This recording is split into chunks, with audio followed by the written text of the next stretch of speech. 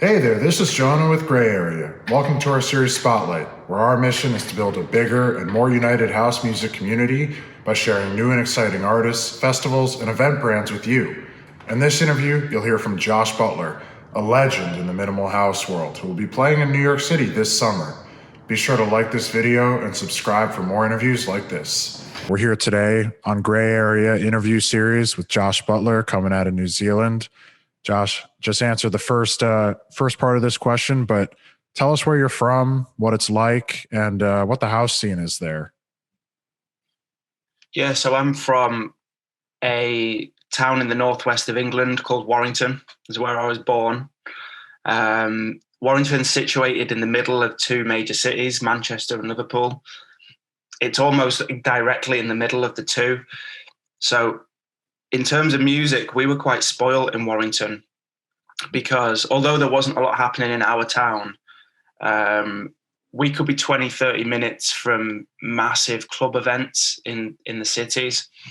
So that was a great introduction for me getting into dance music. But I also spent a lot of time in New Zealand when I was in school. I did all of my high school years in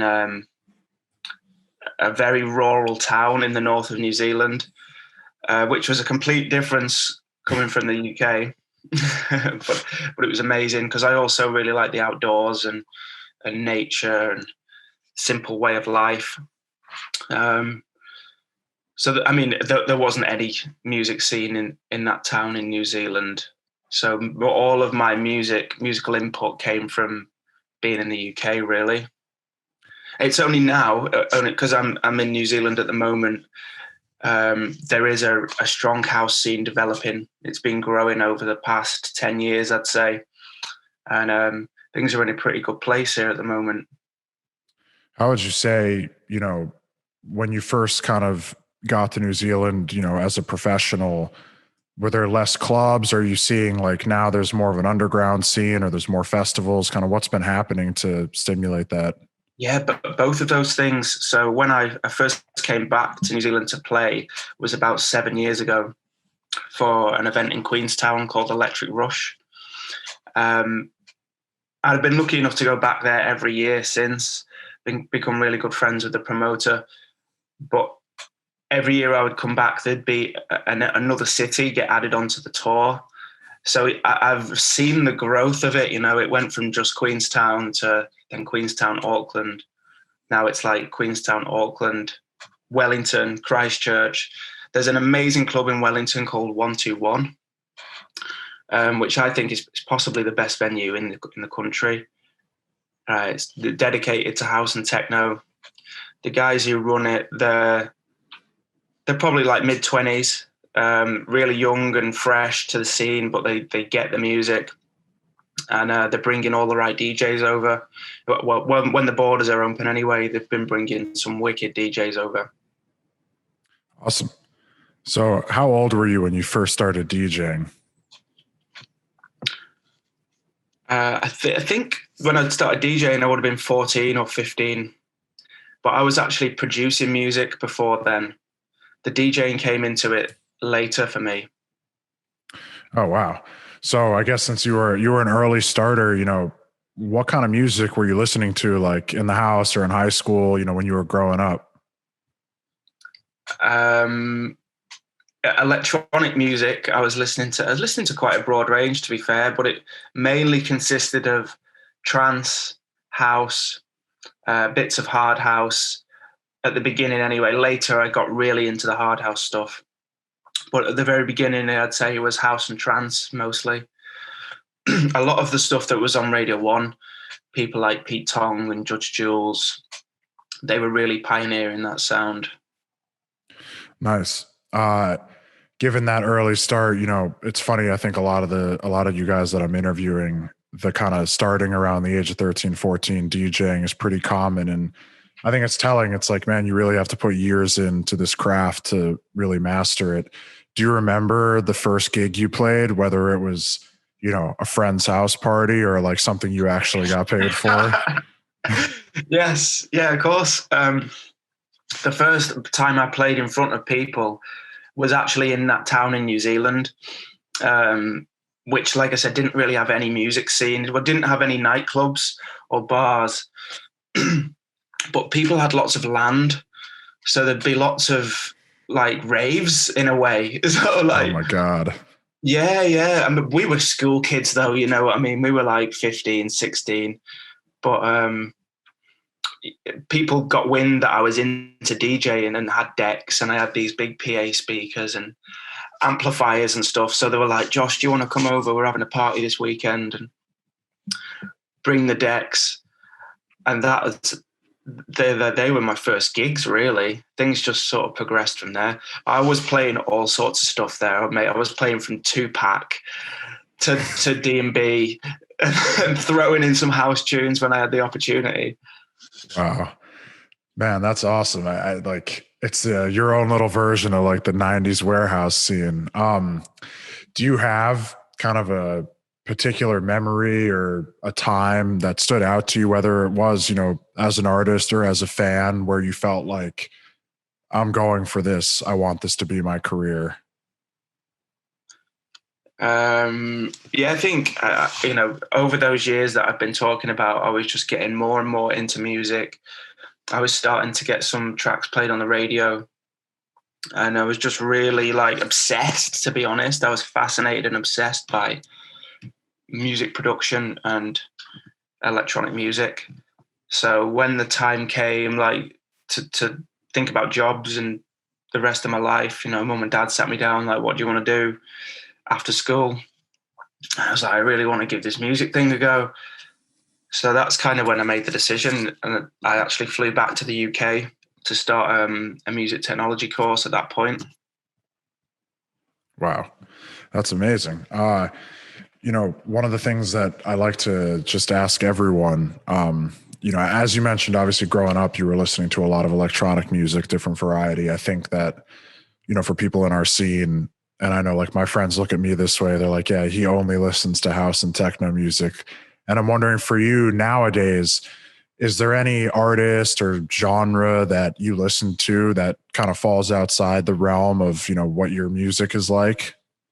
Yeah, yeah, mate. I rarely listen to house and techno music if I'm just chilling. I listen to a lot of reggae, specifically dub reggae. Very minimal vocals, usually zero vocals, but lots of effects and reverbs and echoes and stuff. So these guys, for me, the producers of dub reggae music in the 60s, 70s, early 80s, they were the pioneers in a way of what I and a lot of other producers do, is they were taking electronics and manipulating recordings of bands to like make them sound space age. And yeah, I find that music amazing because it's very like out of this world sometimes with all the effects, really atmospheric. But there's obviously a lot of talent behind the band that are playing it as well. Yeah, absolutely. I mean, just you kind of describing that sound, it's like to anyone, and if you haven't and you're watching this interview, listen to Josh Butler's music.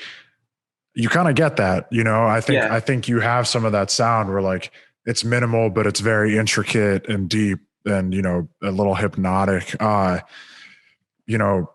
of the things, and I do want to get into this more later, but you're a frequent collaborator, whether a remixer or, producing with others, often going B2B with some of your friends.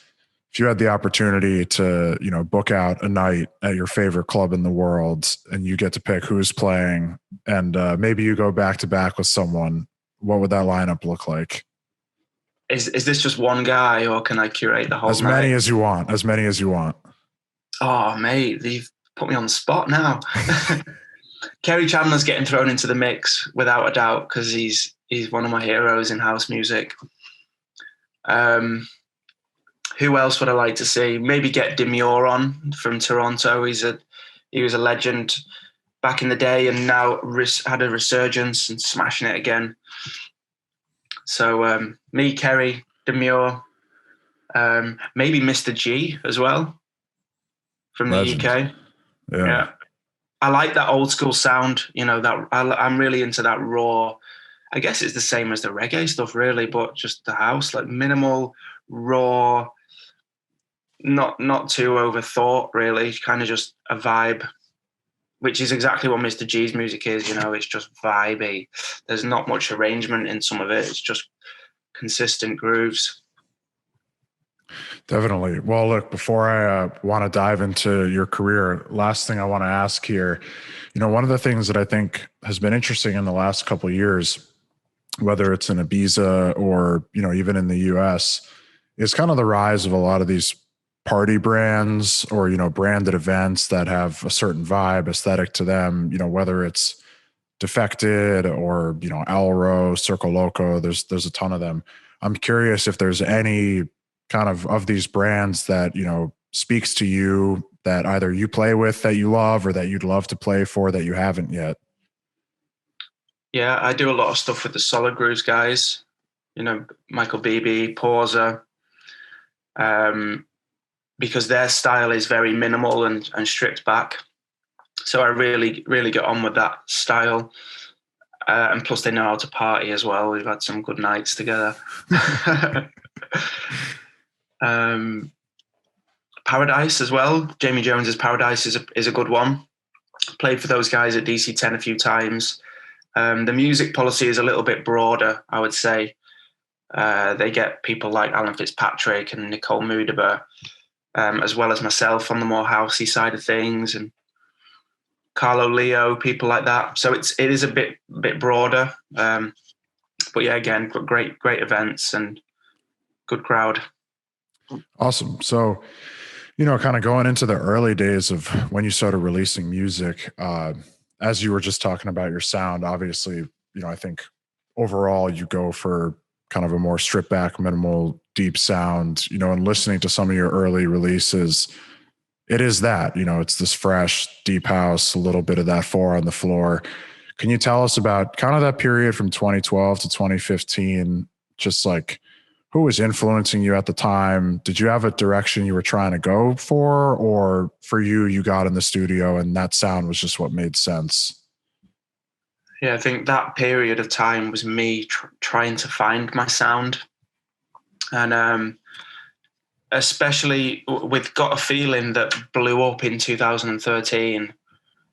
After that big record, I almost wanted to distance myself from it a little bit, and because it was the remix that blew up as well, the Pleasurecraft edit of the remix. Yeah. So it wasn't actually my track that blew up, it was a remix of my track.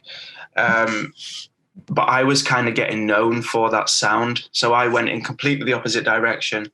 And I think the next release after Got a Feeling was called No Frills on Mad Tech, which is Kerry Chandler's label.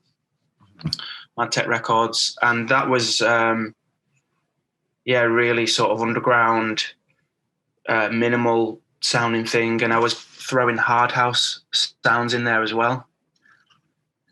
I think what I was trying to do in that period is combine all of my musical tastes, whether it be hard house, drum and bass, reggae, whatever, and I was putting it into the pot and trying to work out how all these pieces would fit together. And so that Mad Tech EP was one of the first ones where I thought, okay, this is, I think I might have cracked it with this style. So I just sort of built on that and just tried to evolve the style as the years went on. Definitely. As you mentioned, like that track, the Gotta Feelin' remix, whether, it's the Bontan or the Pleasurecraft edit of that, that was obviously a huge one. I feel like, especially in that period, but even, to now, as we kind of mentioned earlier, you've often collaborated with other artists. You've often, had remixes of your tracks, or even, you put out a version and then it's like the Josh Butler dub version as well. What is it about that? Do you like to just get in the studio with other people, or do you think there's something about your music that just makes like your tracks, I don't want to say easy, but like fun for other artists to remix maybe? I've never really put too much thought into this, to be honest, but I think there's different types of collaborations for me. So, because I do a lot of stuff with vocalists as well. Mm-hmm. So a lot of my Defected releases are collaborations with vocalists. So the music is my domain, and they will do the writing and singing of the lyrics. But then we've also got producer collaborations, like the one me and Dennis Cruz have just done on Crosstown Rebels. And that was, it's quite coincidental that got finished, really, and I'm really glad it did. But I started this track idea with a sample, and it was quite different to my other stuff. So, I was like struggling to get it finished. I knew that there was a good idea in there, but me and Dennis were talking a lot at the time. We were in lockdown, so we were on the phone every other day and just talking about stuff. And we were like, right, look, we should work on some music together. So I sent him a few ideas. That was one of them. And he managed to just bring the ideas out, and finish it off. Because although I could hear potential in it, there's some tracks that just don't come together as easy as you'd hope, So having two brains is better than one sometimes, especially when it's someone like Dennis Cruz. He knows his shit. Yeah, man. It's amazing. I feel like every time he puts out a track, it's just like Beatport #1. It doesn't even matter. Like he's really got that magic touch. And I think it takes, some self-awareness on yourself as an artist to get to that point in a track. And you're like, I need some help on this. I did want to ask you just about the relationship with Bontan. Obviously, he came on early with that huge remix, but you guys still, I think you put out some music last year, if I'm not mistaken. And, yeah. For a long time, we're doing this like back-to-back project, playing extended sets. How did you guys connect, and just what's that relationship like? Yeah, so me and Bontan, Andy, his name is, he's literally one of my oldest mates. So we knew each other way before we were successful or even known. I went to university in Leeds, and one of the guys I was living with in first year, called Jay, me and Jay got really close. He was into music as well. He was into DJing. Like really passionate, amazing DJ, but never got into producing. But Jay was like, oh, I've got a mate from home called Andy. He's into producing. You should meet him. So we linked up one day, and mate, that was it, really. The rest is history. We just started working together. We made some terrible tracks over the years. But luckily, we also made some pretty good ones. That's it, mate. That was like 10 years ago we got introduced. So yeah, we speak almost every day still, me and Andy. That's great. I think something that when I just going through like your Instagram and stuff and kind of looking at your past shows, something people might not know is that you supported Nile Rodgers, on a part of his tour a couple of years back. I think it was with Bontan. That's right. I just have to ask, like, how did that even come about? Like, did they reach out to you, or like, what was it really like sharing the stage with a guy like that? The reason it came about was because, it was completely unexpected from me and Andy, of course, but we had planned our own UK tour, back-to-back tour, where we were going to play I think we played for 6 hours each night, back-to-back. We did every city in the UK. And it was called Be True. So the whole idea behind the tour was to be true to the roots of house music. And it just so happened that Niall and Chic had planned their UK tour around the same time. And one of the guys we were working with at the time was very good mates with Niall. And disco being the roots of house music, he put the links together, introduced us to Niall, and asked them if he wanted us to do the warm-ups for the shows, basically, because everything was just, all the pieces were falling into place. And that's what happened. It was absolutely amazing, very different to what we were doing on our back-to-back shows, because we were obviously playing proper banging house music. But when we were playing with Chic, it was all disco, and we were playing pretty early. So we'd start with an empty room, theatres, usually big rooms. So we'd start with an empty theatre, playing pretty slow disco. We'd drop a couple of classic house tunes in there as well. And slowly the room would fill up.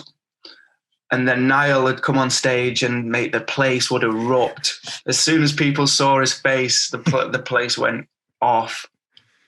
Wow. That's amazing. Just a quick question, kind of piggybacking off that. Obviously, the goal behind the initial tour was to do this extended set thing. Is that something in general that you prefer? Like if you have the option, are you always going to choose to do a longer set, or, what's the ideal time for you? I think it depends on the venue, actually. I think if you asked me this 4 or 5 years ago, I would have said, yeah, extended sets everywhere, because I do love to DJ and love to explore my music collection, and piece it together in a way that makes sense over long periods. But sometimes I'll play venues that I just don't feel comfortable in these days, or especially big stages that are on show, with big screens and lights and stuff. Can find that a little bit off-putting sometimes to do these extended sets anyway. Mm-hmm. For 1 or 2 hours, they're amazing at a festival. But for the long extended sets, I would want a small dark room, DJ booth in a corner, so no one can really even see me, or just a big sound system. And so that people are being submerged into the set rather than looking at me as the focus point. I can kind of switch off from all of that stuff and just focus on what track is going to work well with the one that's playing. That's the ultimate goal. Yeah. And then I can, if I get lost in that flow state, time becomes irrelevant. So I can play for 8 hours and it can feel like half an hour sometimes. Man, that's what we like to hear. It's like, the passion for DJing. You can tell when a big artist doesn't really care, and maybe they're really great at producing, but like for them it's like, let me just bang out the 60-minute festival set and like that's it. But it's an art, and there's certain people that have it and certain people that don't.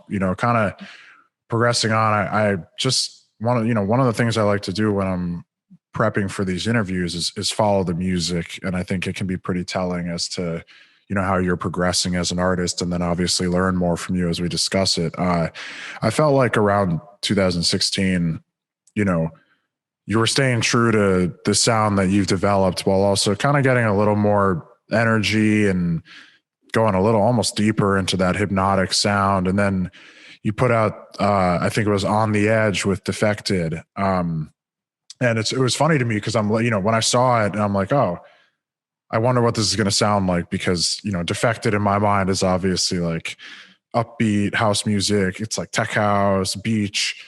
And you kind of managed to like stay in your sound while also obviously fitting the label. I just quickly wanted to ask, like, did you decide, like, did you make that track for Defected, or, what kind of happened with that, and what was it like working with them and, Simon Dunmore and just kind of a legendary crew over there, and then, going on to play a lot of shows with them as well? Yeah. Okay. Where do I start? On the Edge. Yeah. Wow. That is going back some years now.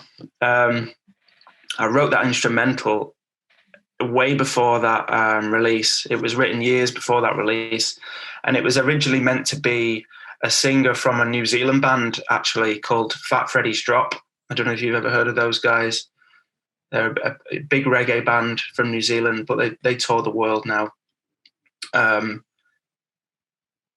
For whatever reason, that didn't happen with the lead singer from them. We recorded a demo, but we never got a final version. So I took the instrumental and gave it to Kerry Ann. We went into a studio together in London. And On the Edge is what came out of that session. So that is when I sent it to Defected. The record was made first, and I was just trying to think of where it might sit, where would be a good home. Simon really liked the record, so we put it out. And then that was the start of the relationship with me and Defected, really. We did a lot more stuff over the years, and they've been amazing to me. Awesome. Yeah. I mean, they've been so impressive as well, kind of in the last, year and a half during the pandemic. Like, staying true to their brand and having these amazing live streams. The next thing I want to ask you about, and I'm glad that you mentioned him already. When I asked, what's your dream billing lineup for a show, the first name you said was Kerry Chandler, and it was like automatic for you that you had to include him, right? And I think it's funny because maybe for those that don't know, like he's an American and he is an absolute legend and, a pioneer. And I think he's one of those guys that when you listen to his music often, I know for me, even I was like, oh, I know this song. I know this song. Like everyone plays his stuff or samples it. Um, you, you posted a picture with him in like 2014 from Paris, and then Yes. a couple years later, you guys link up and you put out the track "Can't Deny." And to me, it was a really beautiful track. It felt like a true combination of both of your sounds. So I was just wondering if you could tell us about how you met him and what it's like working with a guy like that. Yeah, oh mate, the way we met is it's almost romantic. Being in Paris, we got booked to play the same show at a place called Concrete, I think it was. Had views of the Eiffel Tower. Like the club was right on the river as well, so it was a beautiful setting. And I'd never met Kerry at the time. I feel like I was very fresh into the scene at this point. But we just really got along. We stayed at the same hotel, and he invited me down to his sound check. I'm not sure if you know, but Kerry's infamous for doing really long sound checks, almost longer than his sets sometimes. So he's very. I did not know that. That's great. Wow. He's a man of detail. So he invited me over to the club in the afternoon to do the sound check. And he was teaching me a lot, because he brings bits of equipment to make sure he's getting the room sounding the way he wants. So he's there analysing frequencies of the room, and then he's running to the sound engineer's booth and tweaking frequencies for the sound system. It was amazing to watch. And that's where my respect for him really started, because I'm just as big of a geek for all that stuff. And then, over the years, we started to play more shows together, getting pretty friendly. We'd call each other up every now and then just to catch up. And then when I started the label Origins, again, that was about paying respect to the roots of house. That's been a recurring theme through my career, really, because I feel like it needed to be celebrated. The roots of house came from America, like you said. Chicago, New York, and not a lot of people knew that at the time. So I wanted to try and celebrate that. And Kerry was just a natural choice to get involved with the label. That's where Can't Deny came from. It's great, man. And I think I don't recall. I think what that track came out in like 2016 or 17 or something like that. Yeah. And since then, you've obviously been quite prolific. You put out a ton of music, whether, it was like the Rabbit Hole EP or, you're anonymous with Hot Creations. And then kind of recently, and by the way, I felt like that stuff, it was almost like every release is like, wow, this one's a little deeper, a little more hypnotic. Here we go. And then I thought, in the last couple of years, you've really been like showcasing your versatility. Maybe some more vocal samples, some upbeat synth, another collab with Bonton. And then, as you mentioned yourself, the Dennis Cruz collaboration, which is like, it's one of my favorite kinds of music where it's like a simple bass line. You got the, the Latin vocal sample, and it just like makes you want to move. It's very Latin inspired with the pianos and the drums. In the last couple of years, do you feel like you're trying to go in a new direction, or you've, just been kind of spreading your wings a little, showing off your diversity in the lab? What has that been like for you? Yeah, none of that is a conscious decision, really. It's I'm just making music that feels natural to me, and I've always made quite a broad spectrum of stuff anyway, which I think is always sort of like toyed with me a bit, thinking, am I going in different directions, where I am releasing on Defected, and I'm also doing stuff with Joris Vaughan in the more techie techno world. But maybe that's gone in my favor. But, it's not something I've really put too much thought into. I think the rest of my release schedule this year is definitely more on the techie side of things rather than the house stuff. So I've got releases with Nicole Mudaber on her label Mood. One on not Hot Creation, sorry, Knee Deep in Sound, Hot Since 82's label. And another one with Joris on Rejected. So they're all on that kind of deeper, more main room vibe. Awesome. No, I mean, those are all iconic labels. And I mean, especially, Joris, he's really, I think, also one of these guys in the last year that's really showcased kind of his roots, whether it's playing these all vinyl sets or, specific genres. Someone else who's been doing that, who I'm personally a huge fan of, and I have to ask you about, is Carl Cox. And, you have this like pretty iconic remix for him that I know was something he was really stoked about. And, he was playing out for a while. Again, how did that come about? And, for you, I mean, he's like one of the greatest of all time. Like, I can see him in the corner there to your left. Yeah. That's great. That just came about. It was purely a remix request from the label. I think it was the 15th anniversary of that track from Carl Cox, I Want You. Excuse me. So they were getting some fresh remixes, and I was one of the people they came to. And the parts that they gave me, okay, so for anybody that doesn't know, when you get asked to do a remix, you get sent the remix parts, which are like usually drums, vocal, bass line, the elements of the original track. But because it was made so many years ago, they didn't have a lot of the original parts, so that they were just cutting bits out of the original tape. So there was they were quite messy, the remix parts I was given. So I actually spent a week or two doing a lot of research into where Carl had sampled from to make that track.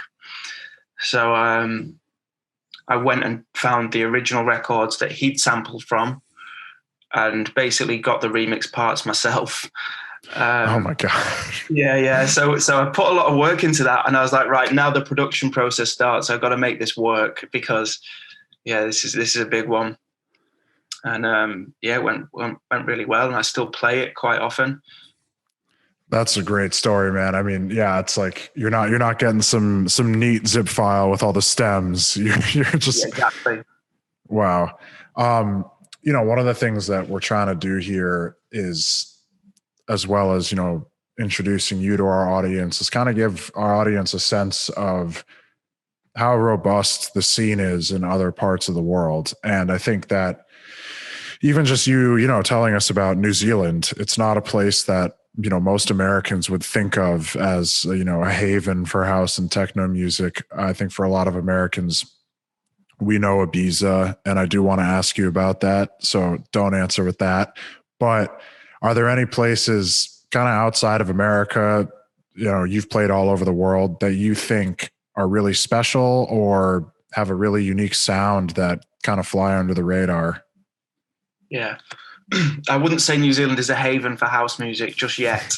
There's still a lot of growth to be done. But I think South America is just the no-brainer for me. There's such a strong scene down there. The Lost Beach in Ecuador, that's always one of my favorite spots. Absolutely amazing people down there. Argentina as well. Very passionate people in Latin America. They're really, really passionate about dancing and music. So very energetic crowds. Some of the best parties I've ever played have been in South America. That's amazing. I know personally, like there's a lot of destinations down there that I'm dying to get to as soon as we can. As I alluded to, it seems like you have a relationship with Ibiza as an island, and you play there a lot, whether it's Cafe Mambo or Amnesia back in the days. I'm just wondering if you could tell us kind of what it means to you as a place, and how you feel like Ibiza kind of interacts with the house music scene as a whole. I mean, as a place, it's very magical. It's really hard to put your finger on what it is about that island, but there is something really magic about it, which can sound quite cliche, but unless you've been, it's hard to put into words. I have heard theories that there's a point called Esvedra, which is a big rock that's just off the coast. You can see it from the shore. Huge rock, and apparently that's the third most magnetic point in the world, apart from the North and South Pole. I don't know how true that is, but I've been told planes can't fly over there because of it. Wow. And maybe that's got something to do with the energy that you feel there. So it's a big hippie place. Lots of hippies live in caves still over there. Are you serious? Yeah. There's God. a really big hippie community in Ibiza, which is part of the magic. But then again, on the other side of it, you have the music scene, which is obviously for house and techno, it's the strongest in the world during the season. I'd say it's like the forefront of the music scene. Really, it's where all the DJs go to test new music, and it's where you're going to see the best DJs in the world. I mean, I'll tell you, I had the opportunity to go one time, and I was only there for about 36 hours, and I don't know how many of those were sleep. It was probably like, a handful, but I could tell you about every hour like it was yesterday. And it's really amazing. I mean, as you said yourself, it just has a special energy to it. And I would encourage anyone that hasn't been to go as soon as you can, because it's really, really amazing. Yeah. And over the last 5 or 10 years as well, there's been a big growth in like the well-being side of it, meditation retreats and lots of healthy restaurants and stuff like that. So although you can go out and you can stay awake for 5 days if you want, if you're more health conscious, you can do Ibiza in a different way these days. It's not all just about partying. There's lots of focus on well-being over there these days. As you mentioned earlier, and just now, being, the health, wellness, and kind of being in touch with nature is something that's important to you in your life. Are there places in the world that are just really special to you, just from a, nature, kind of getting out of touch with the way society is today and escaping for you? New Zealand is the one for me. That's I think the fact it's so far away from anywhere as well kind of adds to that. It's very unspoilt and untouched. With such a small population here, there's there's still a lot of bushland and just rural farms and stuff. You can drive 30 minutes out of the city and you feel like you're in Jurassic Park, minus the dinosaurs. Oh, it's amazing. I think like it's one of those places that a lot of like fantasy movies go to film, famously the Lord of the Rings, but they're not the only ones. And it's like, it's for a reason. And when you go there, you understand. I mean, it's just like, yeah, they're actually making the new Avatar here at the moment. Oh, really? Wow. Yeah. There's a big film studio in Wellington. I forget the name of it. Weber's Production Studios, something like that. But yeah, Avatar is their latest project. So, what I kind of wanted to close with here, bringing it back to the music, you described to us, and as we know, like you've played on a lot of different stages over the years, and, you were telling us about the way you prefer to play depending on the set length, kind of how you've done it. For you going forward, if you're building out kind of the ideal tour for you, or, you have the resources to do whatever you want on your next tour, what would it look like? And, how do you kind of envision presenting, your performance in a perfect world? Ooh, perfect tour is a tricky one to say at the moment, but I've got a pretty amazing tour lined up for the end of July and August, and a lot of that is around the States. So for me, I mean, after the last year of COVID, that is kind of the dream tour for me at the moment. Just playing it all. Yeah. Because I mean, the scene in America has grown a lot over the last few years, and I've been very lucky to be there and witness that firsthand. Some amazing crowds over in the States. So I'm really looking forward to getting back and seeing people over there. That's awesome. We are too. It's going to be crazy here when it opens up. I'm just curious, is there anywhere in the US, kind of similar to my European question, whether it's a major city or just a random small venue that you've played that you think needs to be highlighted? Let's go with a small venue, because the one that's springing to mind is Shady Park in Tempe. Oh, in Arizona. Okay. Or is it Tempe? Is that how you say it? I think it is Tempe, but I'll have to ask my friends out there. Awesome. Well, listen, Josh, thank you. Thank you so much for coming by. We really appreciate the time. I don't know exactly when we're putting the interview out, but really looking forward to it. This was really great. We're looking forward to seeing you in the US again. Hopefully next time you're in New York, we'll link up and just get weird on the dance floor. Yes. So let me just get the calendar out. I'm going to be in New York on the 24th of July. So if you want to come down to the show at the Brooklyn Mirage, just hit me up. You're playing the Elro show? Elro, yeah, me and Bontan. Oh, back to back? Yeah. Oh, mate. I'll be there. I live in Brooklyn. It's right around the corner. Amazing. Oh, perfect. Well, if you want me to put you on the list, just shout, and it's a done deal. I got you. We also, it's funny because my MJ, who is kind of my boss on this and is coordinating everything, and he is our fearless leader, is also the guy who's helping to book Elro. So you can thank him for that one. And we look forward to everyone in New York, July 24th, Elro, Josh Butler, Bontan. Don't miss it. Yeah, that's going to be one hell of a return show. Oh my God. I mean, what a way to come back, eh? They don't even know. All right, man. Well, thank you very much. We appreciate it. Thank you. See you soon, mate.